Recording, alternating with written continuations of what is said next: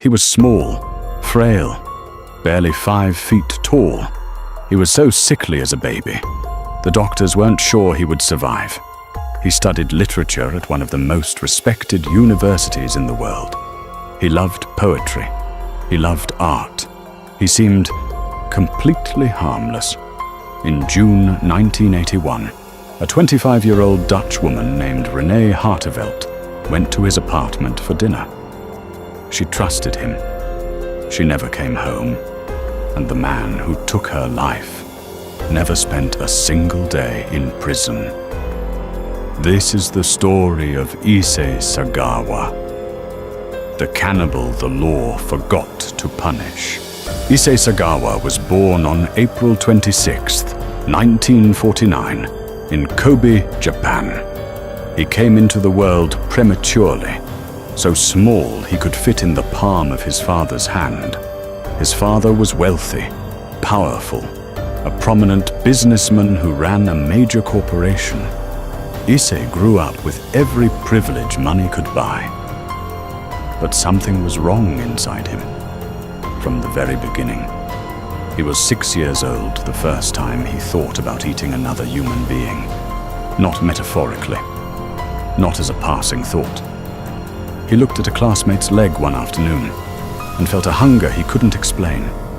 It never went away. As a teenager, the obsession grew darker, more specific.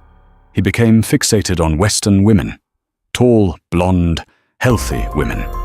Women who were everything he felt he was not. He was small, he was frail, he felt weak and ugly and invisible. And in his twisted mind, consuming another person meant absorbing their strength, taking what he believed he lacked. By the time he was in university, the thoughts had become plans.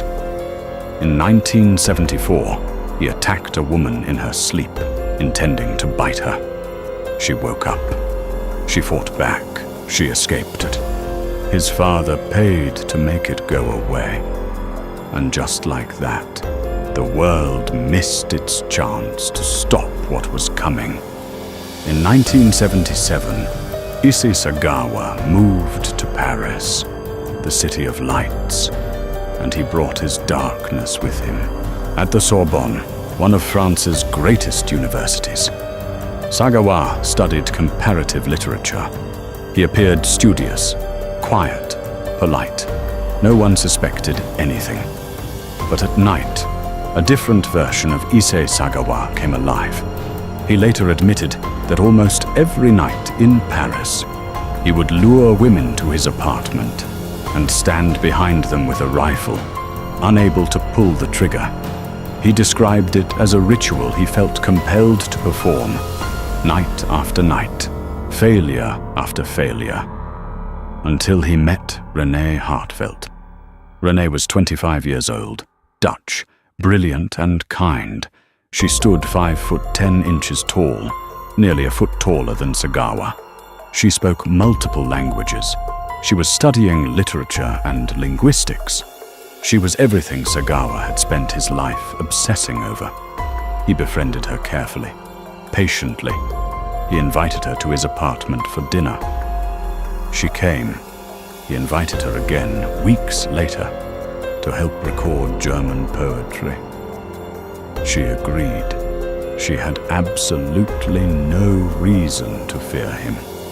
He was quiet. He was small. He seemed almost pitiful. She was wrong. On the evening of June 11th, 1981, René Hartevelt arrived at Sagawa's apartment at 10 Rue Erlanger in Paris. She sat at his desk and began reading German poetry aloud. Her back turned to him. Sagawa stood behind her. He raised the rifle. He fired. The bullet struck her in the neck. She died almost instantly. Sagawa later said he fainted from the shock of what he had done. When he woke up, he made a choice. For the next 2 days, Sagawa did things inside that apartment that cannot be fully described here. He consumed parts of René's body, some raw, some cooked. He photographed everything. He saved portions in his refrigerator. He later described it to journalists in calm, clinical detail, with no remorse in his voice. None. After 2 days, the body began to decompose. Sagawa packed what remained of René Hartevelt into 2 suitcases. He called a taxi, and he rode to the Bois de Boulogne, a public park on the edge of Paris. He walked toward the lake. He didn't get far. 2 joggers noticed something dripping from the suitcases. They called the police. Sagawa was arrested before he reached the water. When officers asked him what was in the bags, he told them, "I killed her to eat her flesh." France was horrified. The crime was so disturbing, so incomprehensible, that even seasoned investigators struggled to process what they were dealing with. Sagawa was placed in a French psychiatric institution while the courts decided what to do with him. 2 years passed. Then French judge Jean-Louis Bruguière made a decision that would haunt the justice system forever. He declared Sagawa legally insane, unfit to stand trial. The charges were dropped, not reduced, not altered, dropped entirely. France then did something that made it worse. They deported him, sent him back to Japan in 1984, with the agreement that he would be held in a Japanese psychiatric hospital for the rest of his life. The court documents from France were sealed, classified, locked away, which meant Japan received a confessed cannibal killer with no legal paperwork they could use to prosecute him. Japanese psychiatrists examined Sagawa upon his arrival. Their conclusion? Sane. His actions were driven by sexual perversion, not mental illness. But without the French court documents, Japan had no case, no charges, no trial, no sentence. On August 12th, 1986, Issei Sagawa walked into Matsuzawa Psychiatric Hospital, signed the discharge papers himself, and walked out a free man. He was 37 years old. René Hartevelt never got to be. What happened next is perhaps the most disturbing part of this entire story. Japan made Issei Sagawa famous. He appeared on television talk shows. He gave interviews. He wrote books, graphically describing what he did to René.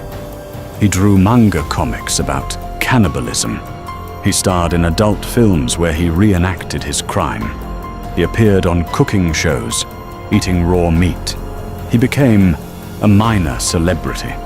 People were fascinated by him, morbidly drawn to him. Publishers paid him. Studios hired him.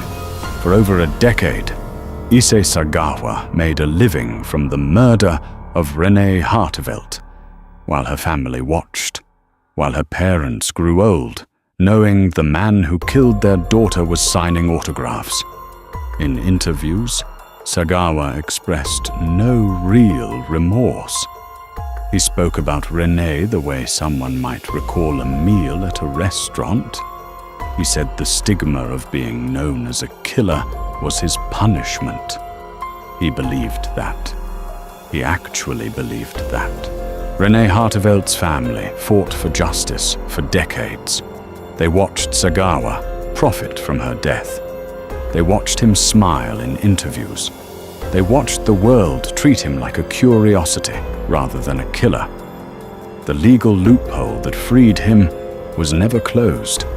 France sealed the documents and never reopened the case. Japan never found a way to charge him.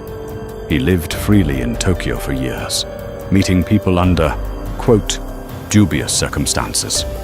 In his later years, his health deteriorated. In 2022, Issei Sagawa was hospitalized with pneumonia. On November 24th, 2022, he died, age 73, in a hospital bed of natural causes. René Hartevelt was 25 years old when he took everything from her.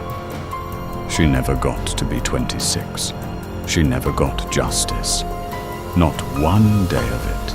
Issei Sagawa's case is not just a crime story. It is a warning about what happens when wealth buys silence, when borders create loopholes, when a justice system decides that one man's mind is too broken to punish, while a woman's family is left to carry the weight of that decision forever. Renée Hartevelt was a daughter, a student, a human being full of language and curiosity and life. Her name deserves to be remembered far more than his. If this story disturbed you, it should. Subscribe to Dark Verdict for a new documentary every week, and leave a comment. Should France have never sealed those documents? Because that single decision changed everything.